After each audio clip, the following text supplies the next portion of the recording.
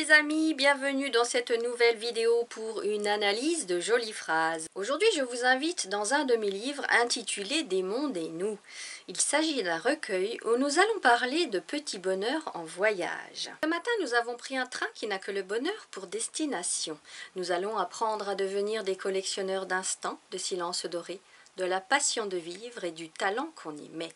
En fait, il y a 4 escales, à la ville, à la campagne, à la montagne et à la mer. La phrase que je vais vous proposer d'analyser aujourd'hui se trouve à la toute dernière page. La voici.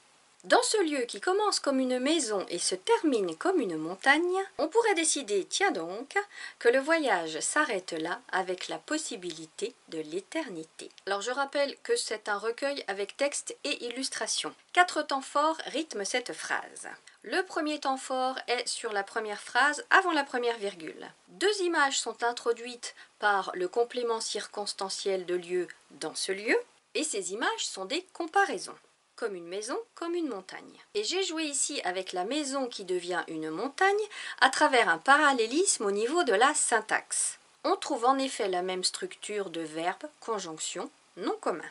Et ce parallélisme donne du rythme à cette première partie de phrase.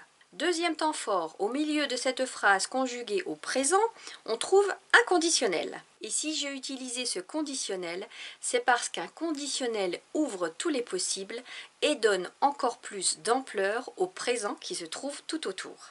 Troisième temps fort, nous avons ce petit « tiens donc ».